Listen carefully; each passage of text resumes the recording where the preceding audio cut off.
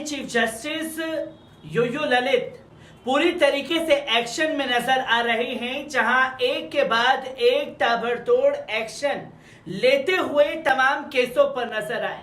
जहां पहले हिजाब को लेकर के जो मसला काफी लंबे समय से पेंडिंग में पड़ा हुआ था, उस फाइल को लेकर के हिजाब पर कर्नाटक सरकार को एक नोटिस जारी कर दिया।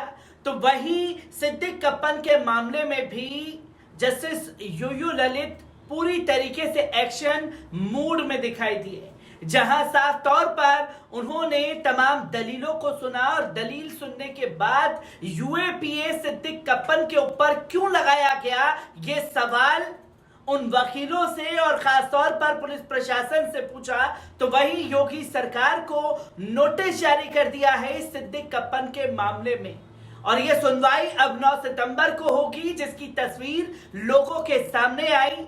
और क्यों आखिरकार एक्शन मूड में दिखाई दिए सिद्दीक कप्पन के मामले पर, इन पहलुओं पर जज के सामने बात की गई। जहां जज के सामने जैसे ही सिद्दीक कप्पन का मामला आया तो उन्होंने बारीकी से केस को रीड किया और क्या क्या चीजें केस में घटित हो रही हैं, उन तमाम पहलुओं को जोड़ा और सवाल पूछा योगी सरकार के वकील से कि क्या कारण था जिसके चलते आपने यूएपीए लगाया।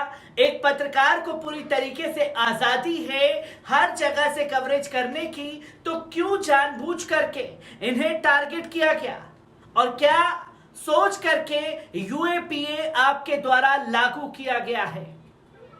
किस तरीके से आज दलीलें रखी गई हैं और कैसे एक्शन मूड में तमाम केसों पर नजर आ रहे हैं जस्टिस यूयू ललित, एक बार इस पूरी रिपोर्ट पर नजर डालते हैं। उत्तर प्रदेश के हाथरस में दलित युवती की मौत के बाद वहां जाते हुए रास्ते से गिरफ्तार किए गए पत्रकार सिद्दीक कप्पन की जमानत याचिका पर सोमवार को सुप्रीम कोर्ट में सुनवाई हुई।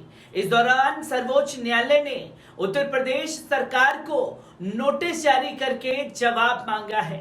इसके लिए सुप्रीम कोर्ट ने राज्य सरकार को 5 सितंबर तक का समय दिया है। मामले की अगली सुनवाई 9 सितंबर को होगी। सिद्दीक कप्पन की तरफ से वकील कपिल सिब्बल ने सुप्रीम कोर्ट में कहा कि वे अक्टूबर 2020 से जेल में हैं। उनके ऊपर आरोप लगाया गया है कि पॉपुलर फ्रंट ऑफ इंडिया यानी कि पीएफआई ने उन्हें 45,000 रुपए नकद दिए हैं। इसका कोई सबूत नहीं है, सिर्फ आरोप है। उन्होंने कहा कि पीएफआई ने ना तो आतंकी संगठन है और ना ही अभी तक बैन है। मामले में 5,000 पेज की चार्जशीट दाखिल की गई है। इसमें से 165 पेज में कप्पन का जिक्र है। कपिल सिब्बल ने सुनवाई के दौरान कहा कि आरोप लगाया गया है कि कप्पन पीएफआई के साथ क्यों हाथरस जा रहे थे। सिद्दीक कप्पन पत्रकार हैं, उन्होंने पहले पीएफआई के साथ काम नहीं किया है, एक ऑर्गेनाइजेशन के साथ काम किया था जिसका लिंक पीएफआई से था। इस मामले में ड्राइवर को जमानत मिल चुकी है, पर सिद्दीक कप्पन को जेल की सलाखों के पीछे सड़ाया जा रहा है। सुप्रीम कोर्ट में सुनवाई के दौरान उत्तर प्रदेश सरकार ने कहा कि मामले में 8 आरोपी हैं। एक आरोपी दिल्ली हिंसा और दूसरा बुलंदशहर हिंसा में शामिल था। सुप्रीम कोर्ट ने उत्तर प्रदेश सरकार के वकील से कहा कि वे मामले में हलफनामा दाखिल करें। सिद्दीक कप्पन ने इलाहाबाद हाईकोर्ट की जमानत खारिज करने के फैसले को सुप्रीम कोर्ट में चुनौती दी है। इलाहाबाद हाईकोर्ट की लखनऊ पीठ ने इस माह की शुरुआत में कप्पन की जमानत याचिका खारिज कर दी थी। उनके खिलाफ हाथरस मामले में गैर कानूनी गतिविधि निषेध अधिनियम के तहत मामला दर्ज किया गया है।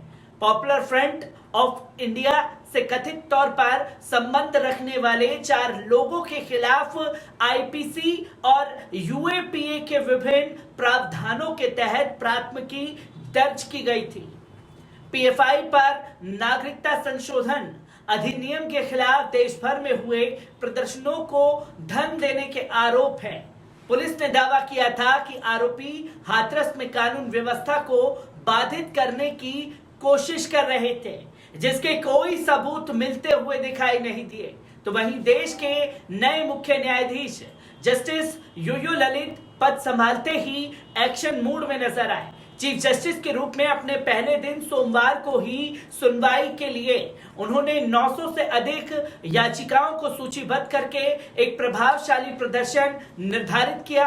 इन याचिकाओं में कर्नाटक हिजाब विवाद, केरल के पत्रकार सिद्दीक कप्पन की जमानत, गौतम नवलखा समेत कई मामले शामिल हैं।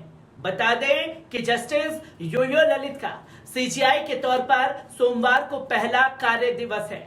उन्होंने शनिवार को देश के 49वें न्यायाधीश के तौर पर शपथ ली थी, लेकिन शनिवार और रविवार को न्यायालय में कामकाज नहीं होता है। शीर्ष अदालत की वेबसाइट पर अपलोड की गई वाद सूची के अनुसार अदालत कक्ष संख्या 1 में सोमवार को सीजीआई ललित की मुख्य अध्यक्षता वाली पीठ में न्यायमूर्ति एस रविंद्र भट्ट पीठ शामिल होगी। सुप्रीम कोर्ट की वेबसाइट पर अपलोड रोस्टर के अनुसार सीजीआई ने 15 बेंच में प्रत्येक को लगभग 60 मामले सौंपे हैं। कुल 900 मामले की सुनवाई होनी है। इन याचिकाओं से निपटने के लिए सुबह 10:30 बजे से शाम 4 बजे तक अधिकतम 270 मिनट का आधिकारिक व्यावसायिक समय मिलेगा। इसका मतलब है औसतन एक मामले को निपटाने में 4 मिनट से थोड़ा अधिक समय मिलेगा। जस्टिस एमआर शाह की अगुवाई वाली बेंच को सबसे ज्यादा 65 याचिकाएं सौंपी गई हैं।